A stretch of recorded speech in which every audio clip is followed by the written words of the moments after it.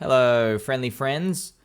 By the time you watch this message, the prices will have changed, but the lessons here do not change. The lessons are forever. Have a look at this. I just want you to think about something with me, okay? Do people really care about the cars, or are they seeking the power status of owning a Lambo?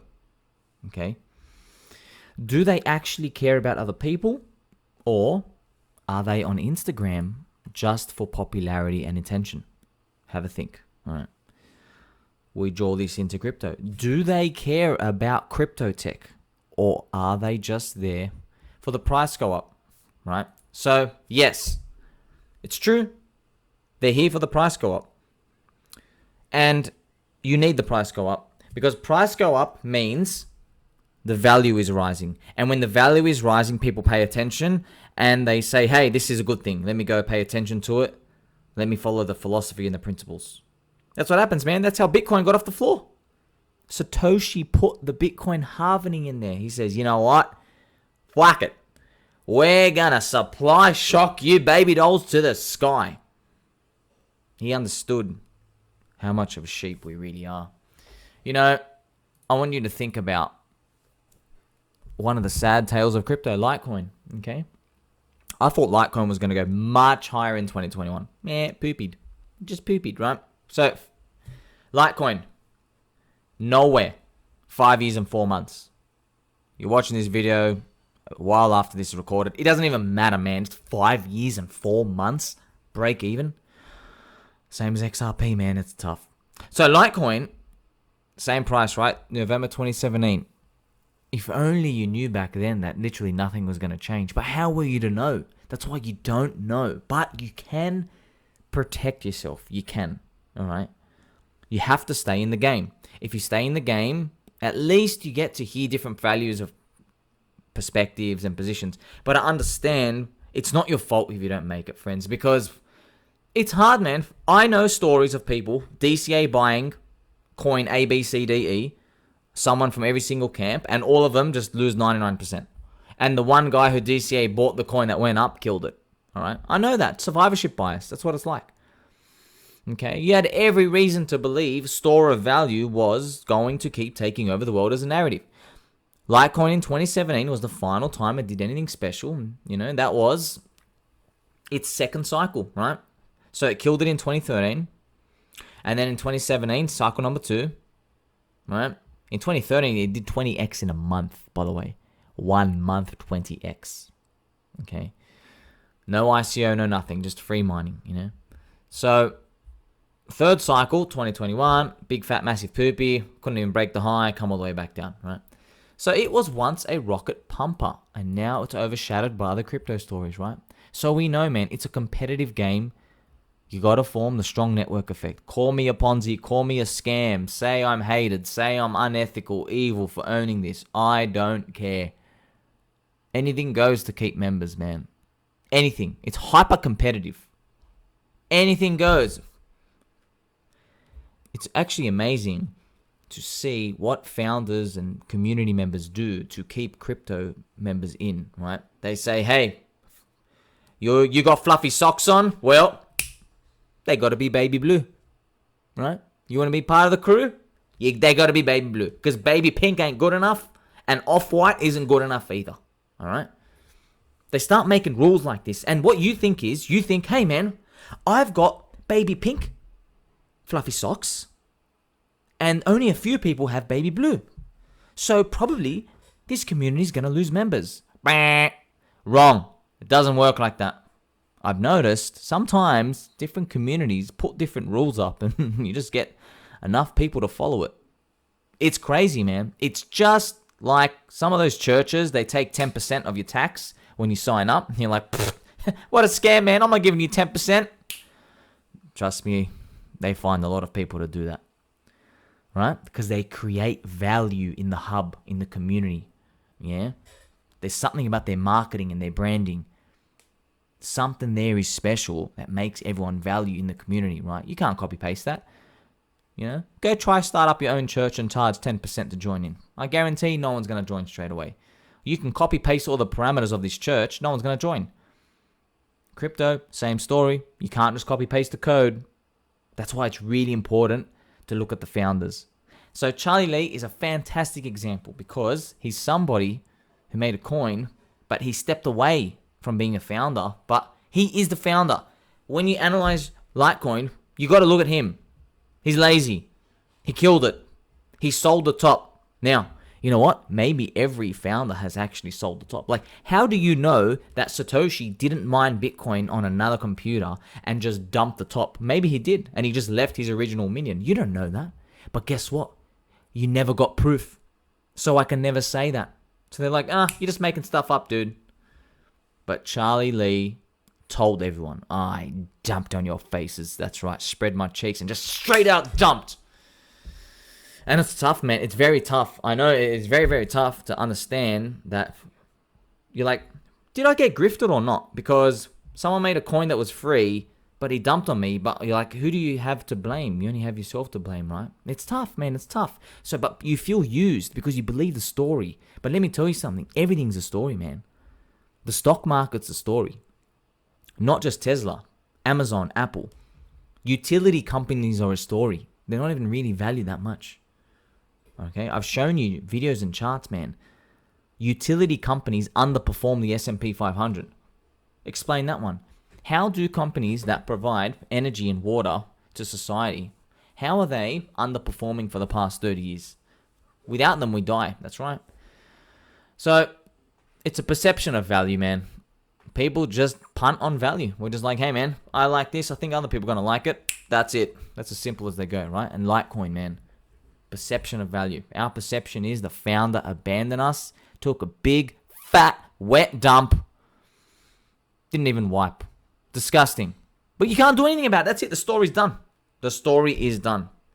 So when I'm showing you my lens, Litecoin people will look at this and say, nah, you're wrong, this and that, he bought back, whatever. I don't even know, right? It doesn't matter. I'm the average peanut brain. You got to think like the average peanut brain, all right? We are simple. Stop thinking like some 400 IQ genius is going to solve like some 4-dimensional chess to try to figure out what's going on, okay? You're not going to connect with the average man, woman, child, pet, duck. You're not. You got to think like the average person. The average person thinks Charlie Lee dumped and abandoned and Litecoin's slow and crappy, doesn't do anything. Well, that's it. That's all that matters. The average person thinks that. It may as well be true. And my final message, friends, just a very, very juicy, beautiful message. This is why, man. Markets are crazy. I think... Have you ever been thinking something and then the person next to you has been thinking it as well? And you're like, man, I was just thinking about that song. Or I was just thinking about that, right? I've had some crazy experiences, man. I'm telling you now, I think in 50, 100 years, 200 years, whenever, there's going to probably be another advancement of science where they realize our minds, our brains, they're like a little satellite. And we're tuning in, and we're all kind of tuning in to the same web, the network around the world as humans. And I don't have the language for it now because I'm a peanut brain, right? But I think something else is going out there. And when it appears in crypto, I'm like, man, how can this be a coincidence, dude? Look at this.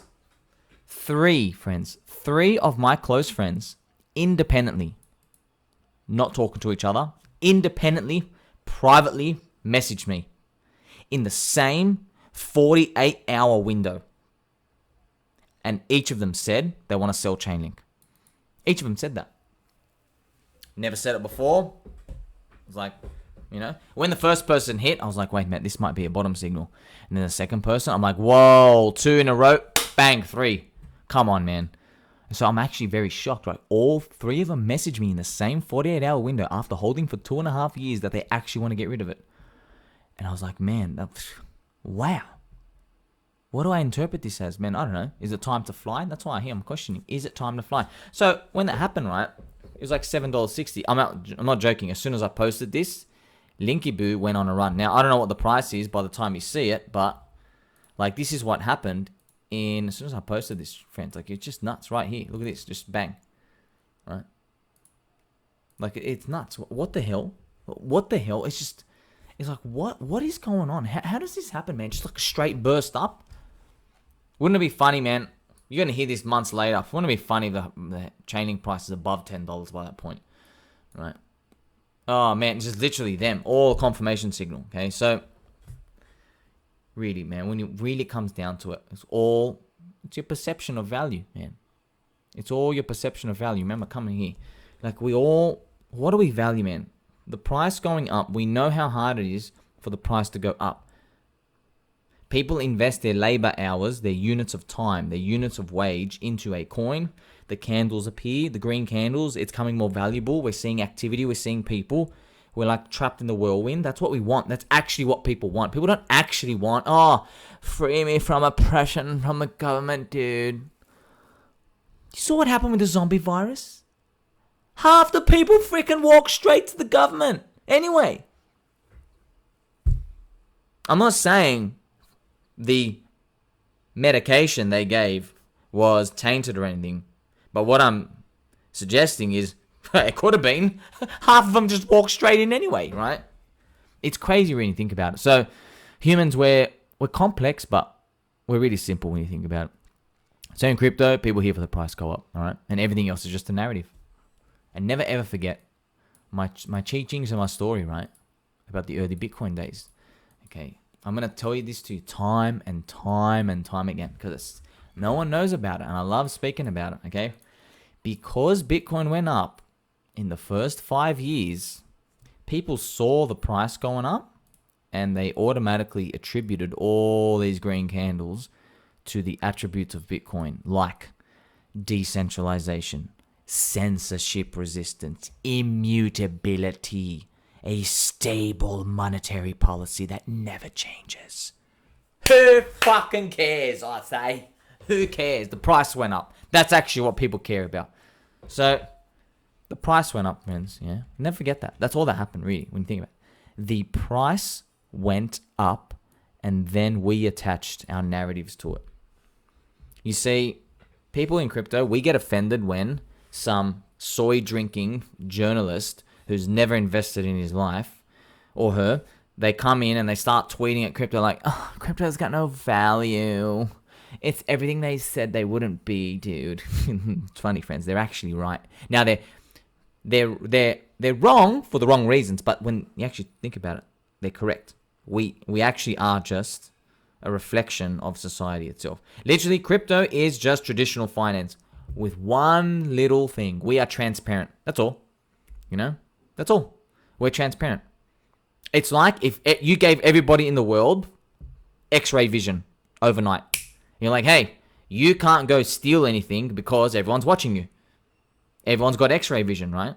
So you're like, okay, well, I can't steal anything, right? I can't go and commit a crime at the middle of the night, right? So that's what crypto does, man. That's actually what Bitcoin does. It's just transparent. But here's the thing. The price went up so much, people said, okay, well, if this went up 1,000x in this short amount of time, which is a lot higher than this, oh my God, friends, that's 1,800x. People then said, okay, so this whole thing, it's actually worth a lot bigger than what I think because that much money came in.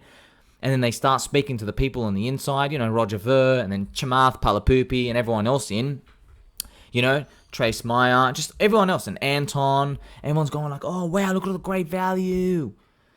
And their talking points are smart, but look, you got to know this, right, what I'm about to tell you.